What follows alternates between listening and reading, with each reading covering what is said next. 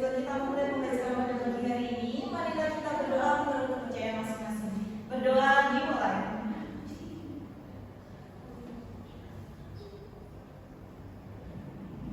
Berdoa selesai. Oke, baik. Hari ini masuk semua ya? Masuk, Ibu. Oke, Ibu absen terlebih dahulu ya. Ya. Sylvia Asifa, Hadir, Ibu. Stefania, hadir. Tiarati, Hadir. Dewi Yolali, Hadir, Ibu. Oke, dari kemarin kita udah memasuki materi puisi. Untuk hari ini kita memasuki materi yaitu debat. Ada yang tahu debat itu apa? Saya. Oke, boleh Mbak Dewi? Menurut pendapat saya, sepengetahuan saya juga, debat adalah suatu kegiatan diskusi yang dilakukan antara dua belah pihak atau kelompok, di mana untuk menentukan jalan dari suatu permasalahan atau topik yang ingin diselesaikan tersebut. Oke, bagus. Benar sekali ya Mbak Dewi. Oke, kita lanjut ya. Kali ini kita memiliki tujuan pembelajaran. Yang pertama, mampu menjelaskan pengertian, tujuan, dan juga ciri-ciri perdebatan.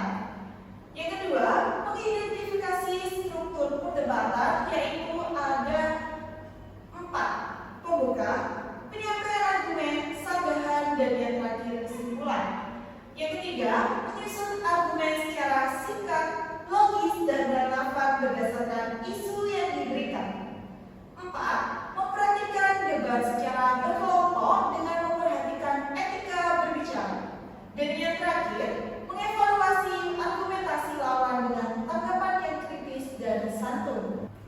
Oke, dengan adanya capaian pembelajaran kali ini, kita untuk fase E kelas 10 peserta didik diharapkan mampu memahami pengertian, tujuan, serta ciri-ciri perdebatan, mengidentifikasi unsur-unsur dan struktur teks perdebatan, serta menyusun argumentasi secara logis dan sistematis.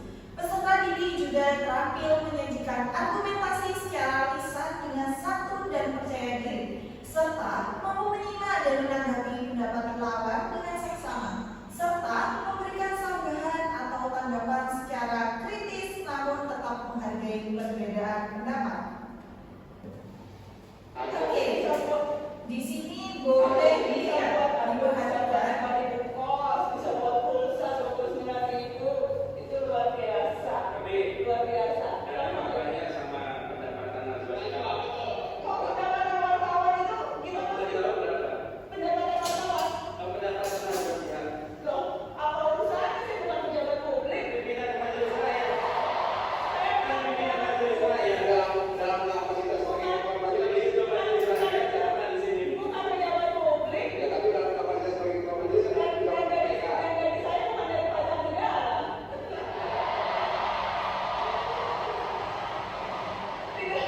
Tidak dari pajak negara gaji wartawan. Aduh, tapi malu lah bicara gaji wartawan dibanding gaji bapak-bapak yang terhormat ini. Oke, ada yang tahu makna dari perdebatan tadi? Saya. Oke, Mbak Dewi. Tapi kalau salah tidak apa-apa kan, Bu ya? Tidak apa-apa. Nah, dari cuplikan kelas video yang diputarkan tadi, itu menyampaikan tentang kenaikan sebuah gaji yang dimana dinegosiasikan sendiri sang pembicara itu menyampaikan bahwasanya gaji beliau itu bukan dari negara, gaji beliau itu hanya dari sisi pekerjaannya saja, berbeda dengan orang yang duduk di sebelahnya yang bersihkan itu. Nah, orang masyarakat ya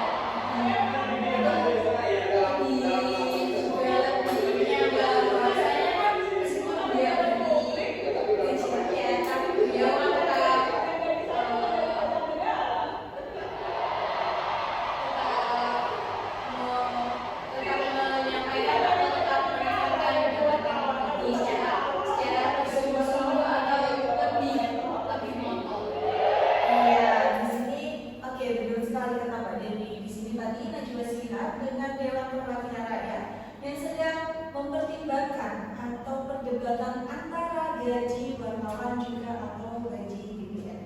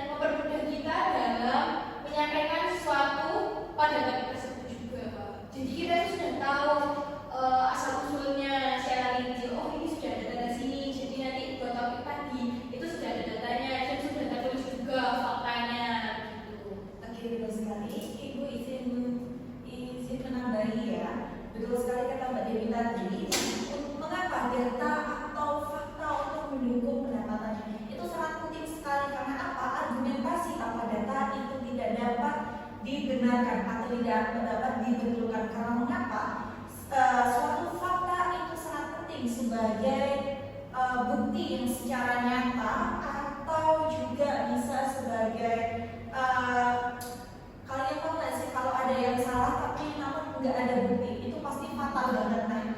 Tapi karena apa ada fakta, nah kalau ada fakta bukti secara nyata dia akan mendapatkan itu semua secara adil, secara terutur dan juga secara jelas. Oke, di sini apa perbedaan gaya berbicara antara pihak pro dan kontra dalam debat tersebut? Pro itu kelompok yang mendukung atau setuju. Iya betul. Oke. Kalau yang kontra menolak atau tidak setuju.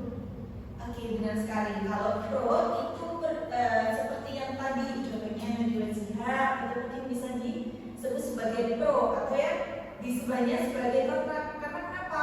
Pro membutuhkan bukti yang akurat dan juga dengan nada yang biasa atau tidak tergesa-gesa. Nah, sedangkan kontra bisa juga sebagai penjangkau atau dari pihak pro-nya itu. Baik, di sini udah paham ya apa itu perbedaannya? Oke, kita lanjut. Nah, di sini apa itu debat?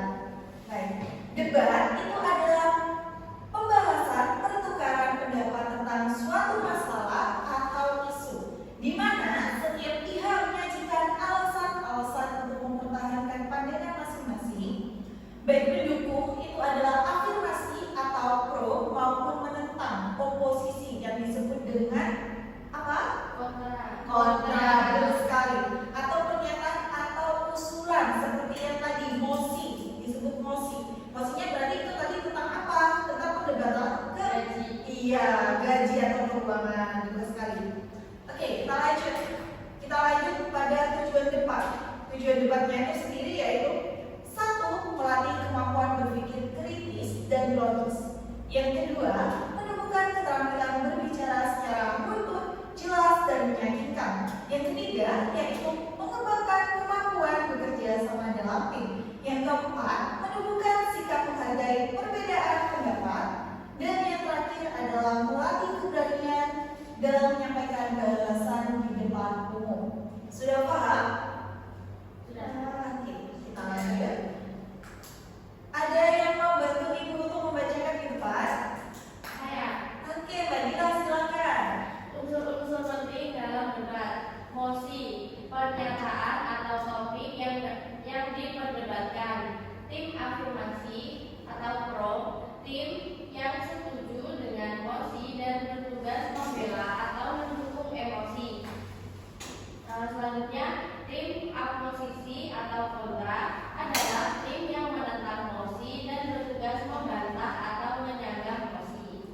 Oke, di sini mosi itu adalah pernyataan atau topik yang diperdebatkan. Oke. Nah, di sini ada tim afirmasi atau bisa disebut sebagai pro, tim yang setuju dengan mosi yang bertugas membela atau mendukung mosi. Dan yang terakhir yaitu tim oposisi, yaitu kontra, tim yang menentang mosi dan bertugas membantah atau menyanggah mosi. Oke, selanjutnya di sini ada juga ternyata ada 6 ya. Yang ketiga yaitu ada yang membantu. Oke, Mbak Tiara boleh. Jadi di sini selanjutnya ada argumen. Jadi argumen ini alasannya yang disampaikan oleh setiap tim untuk mempertahankan pendapatnya. Selanjutnya data dan fakta, bukti pendukung yang harus digunakan untuk memperkuat argumen. Yang terakhir aturan yang jelas. Jadi debat formal biasanya mengikuti aturan-aturan yang ditetapkan untuk menjaga ketertiban dan fokus pada isu yang diperdebatkan. Oke, di sini ada argumen. Argumen itu alasan yang disampaikan oleh setiap tim. Seperti yang tadi ada pro dan kontra. Nah, argumen mereka itu buat apa? Buat menyanggah atau dengan bukti-bukti yang nyata. Nah, selanjutnya data dan fakta. Ini adalah bukti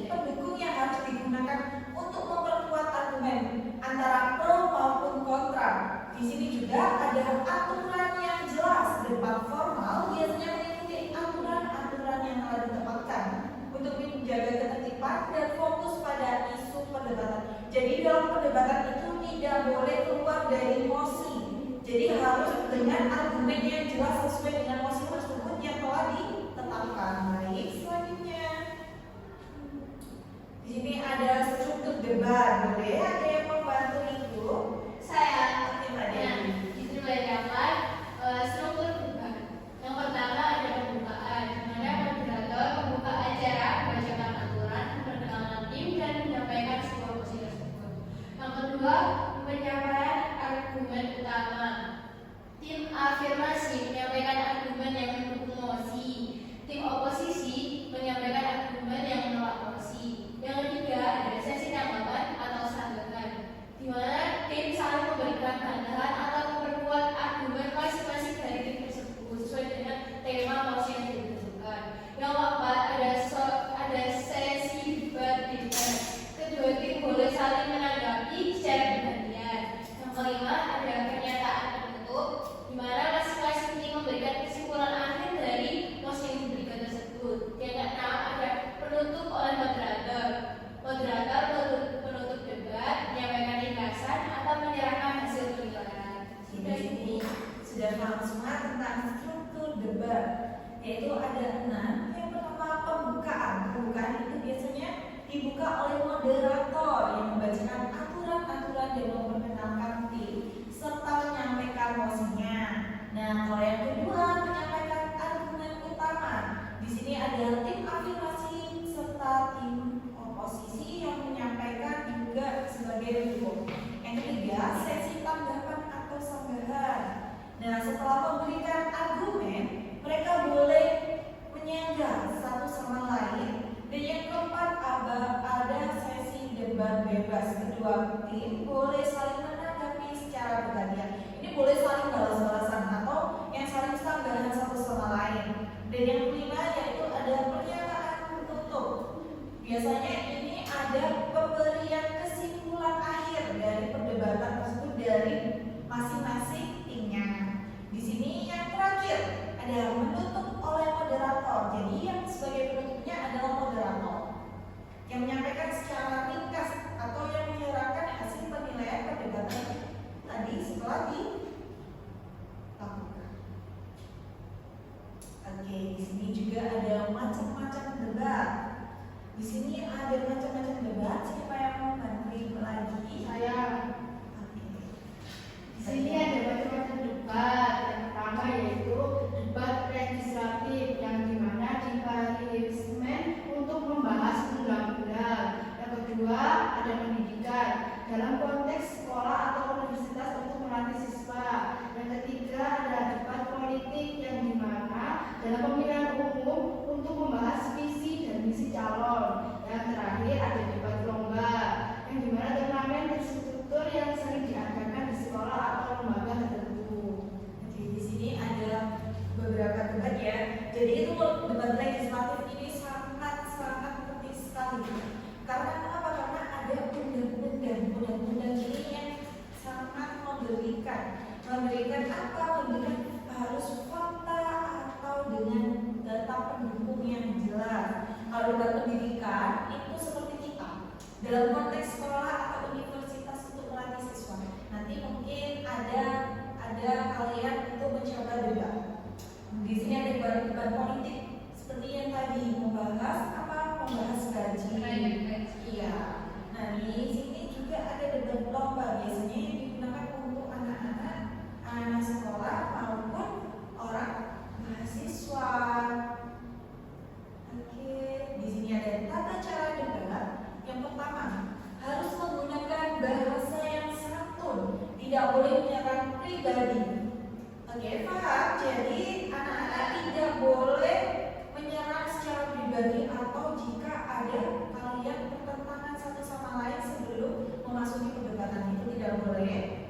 Dan yang kedua, argumen harus berdasarkan fakta, data, dan juga logika.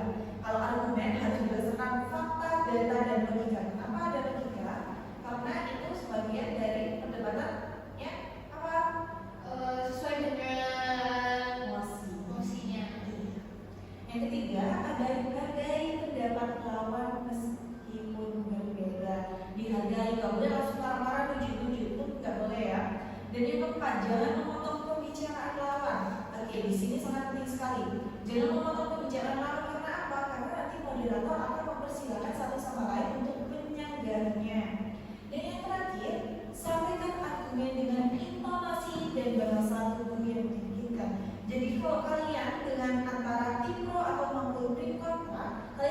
dengan penyanggahan secara tubuh yang menyakitkan. Jika kalian agak gugup untuk menyanggahan itu, mereka akan terus menyerang kalian karena kalian tidak pede gitu. Baik, di sini boleh di depan untuk kita mencoba mosi debat. Silakan dibagi kelompok. Kursinya silakan ditaruh di depan.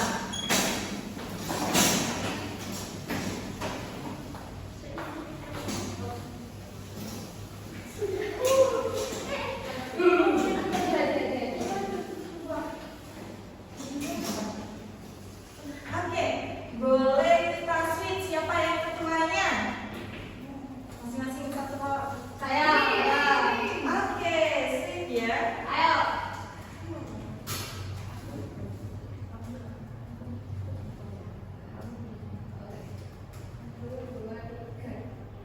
Aku menang.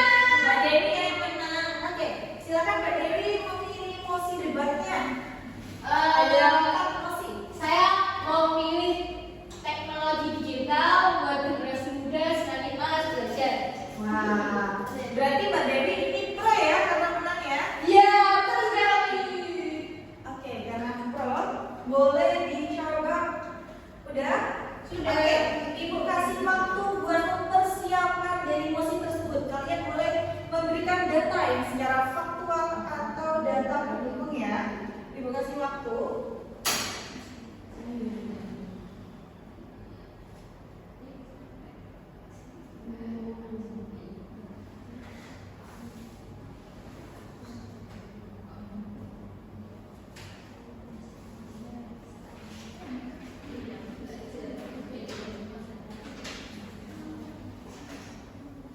Aku pro, aku kontra. Oke, boleh dipersiapkan dulu mencari data-data yang secara faktual. Ibu kasih waktu.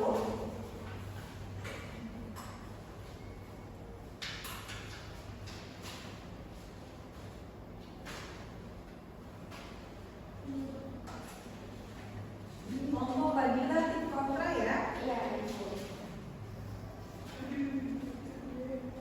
Mbak Dewi tim pro. Oke. Itu enggak tuh. Kok pro ya? Tahu itu ibu yang bikin.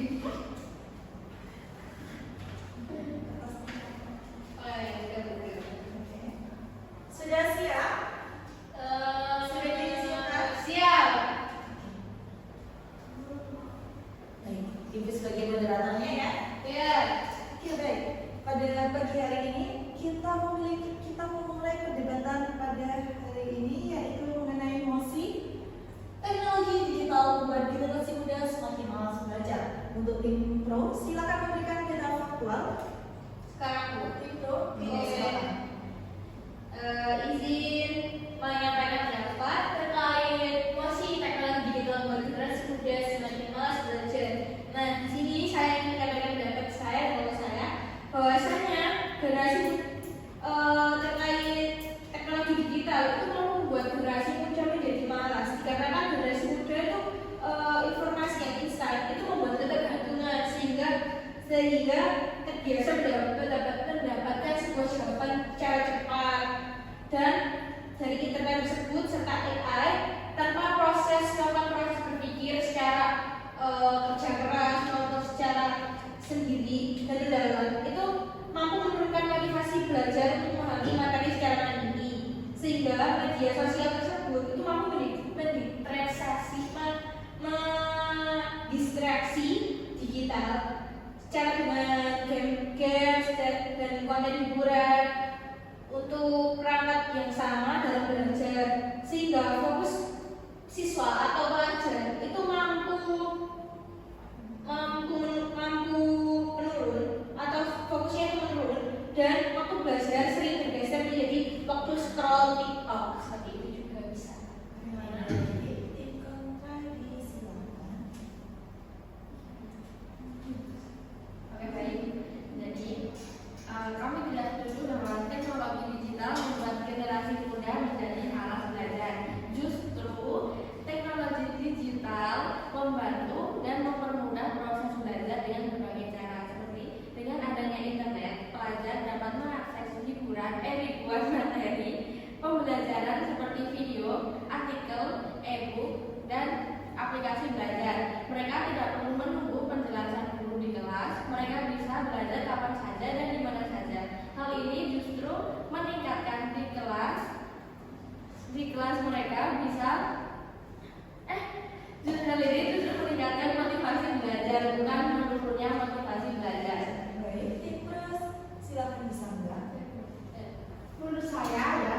jawab. Jadi izin penyangga jawab apa? Jadi kalian belajar itu dianggap tidak menantang aplikasi dari fitur atau penyelesaian otomatis. Jadi seperti misalnya kalkulator, kompleks, aplikasi penyelesaian soal atau AI. Jadi karena membuat siswa ini mereka tidak perlu berusaha keras, ya. Jadi sehingga perilaku malas semakin terbentuk. Nah, mengurangi interaksi belajar langsung juga membantukan siswa yang kurang tertarik belajar dari buku, berdiskusi atau bertanya pada guru, sehingga semangat belajar menjadi menurun. Oke, baik. Kontras paling standar. Baik, terima kasih Mbak Tiara. Ini teknologi seperti video pembelajaran, aplikasi belajar soal dan platform belajar online membuat proses belajar lebih mudah dan cepat. Generasi muda bisa memahami materi melalui penjelasan visual dan interaktif. Ini menyangka Bu, dari kemajuan internet tersebut, aplikasi tersebut itu justru membuat generasi muda itu malas untuk mengembangkan pemikiran dia.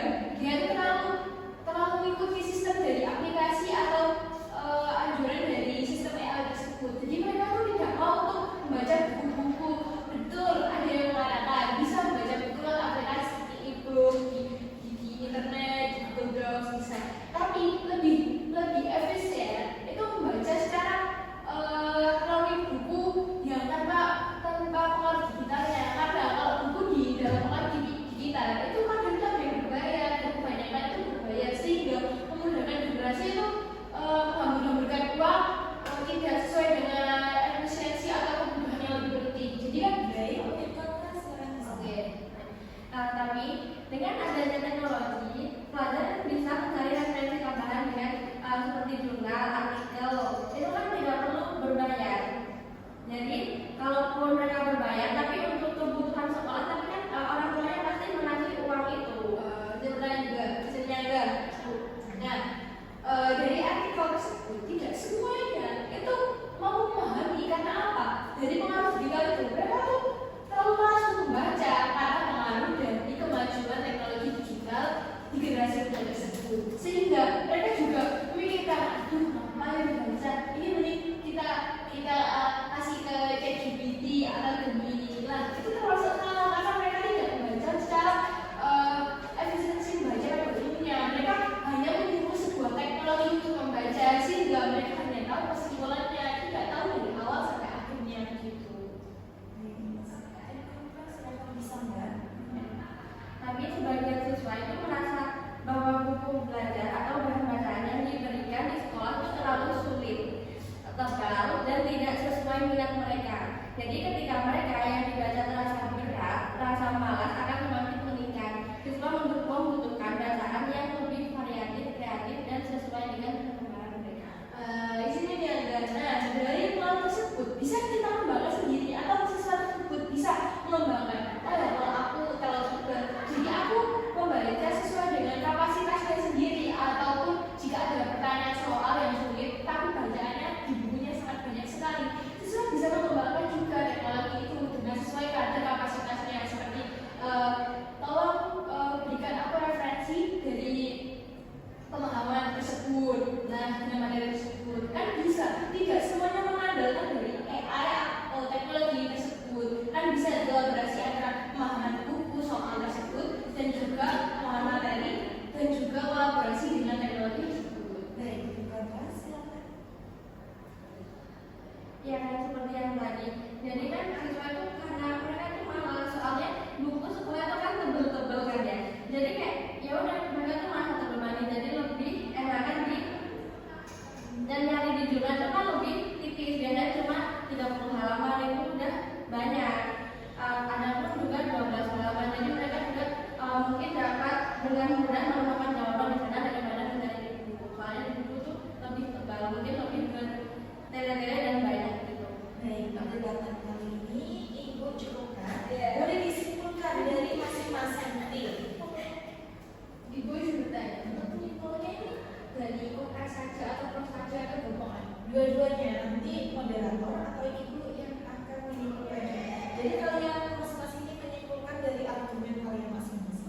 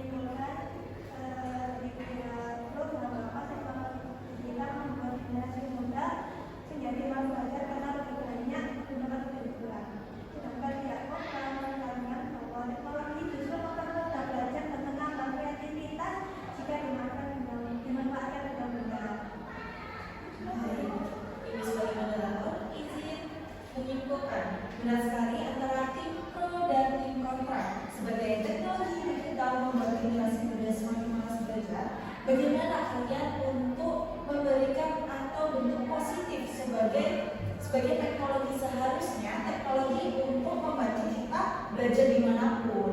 Nah, karena kenapa teknologi itu sangat penting juga.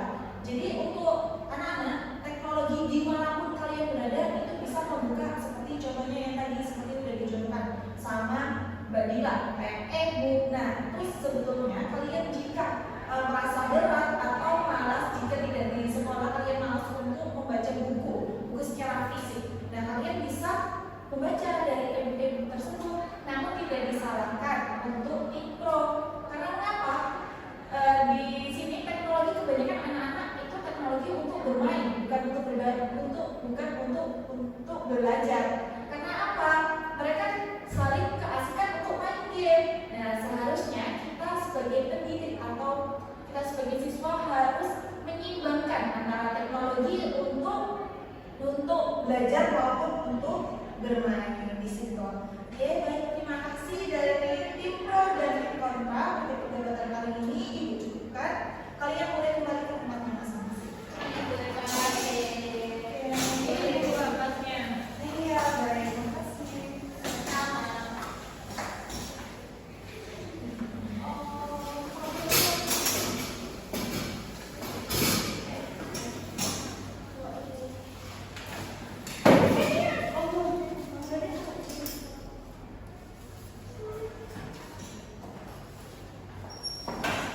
Nah, baik. Di sini seperti yang tadi sudah kita lakukan perdebatan. Klarifikasi. Nah, di sini ada dijelaskan posisi tim dan pro. Kita sudah apa tadi sudah saling menempatkan tim pro sama tim kontranya yang mana. Tadi sudah diberikan data ya secara bukti seperti e-book, terus kita sekolahnya itu biasanya gimana, gitu kan? Udah penalaran digunakan logika secara utuh. Itu tadi anak-anak betul sekali. Antara tim pro dan tim kontra. Yang keempat yaitu ada retorika yang digunakan bahasa untuk persuasif dan meyakinkan. Kalian dari kedua tim itu tadi cukup meyakinkan dan untuk gestur tubuh kalian sudah meyakinkan. Jadi saling berbeda tim itu sangat menyangga satu sama lain. Tadi sudah kita jelaskan juga secara kesimpulan dengan tegas kembali mendapatkan tim. Oke, sekarang boleh kalian menilai diri. Ini nanti ibu bagikan, kalian bisa ditulis saya mau mendapatkan penjelasan pengertian dan jenis-jenis debat benar atau salah. Oke, ibu bagikan. Ini bola balik ya.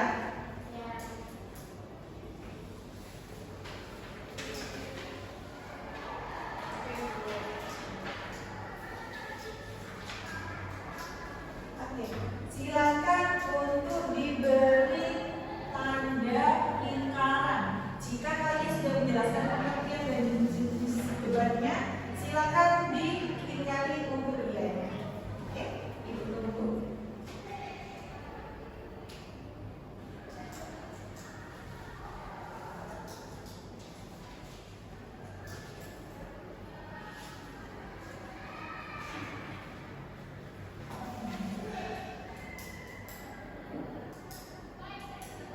Oke, baik, sudah cukup ya. Silakan dibalik. Ini yang sudah kita lakukan tadi.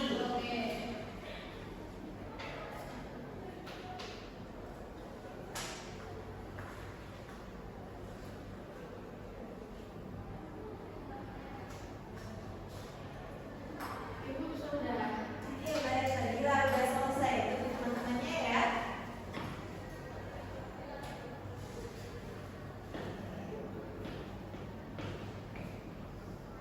Kalau sudah, anak-anak silakan bilang sudah. Oke, sudah. Boleh di tempatnya masing-masing dulu, dipegang dulu. Kita mau SWG dulu karena kita tadi udah perdebatan. Capek ya? Sekali. Boleh kalian berdua poinnya ditaruh di sini. Kalian boleh keluar dari bangkunya. Keluar. Ya. Keluar. Nah, di sini, di depan sini. Kita taruh pulpen satu, ditaruh di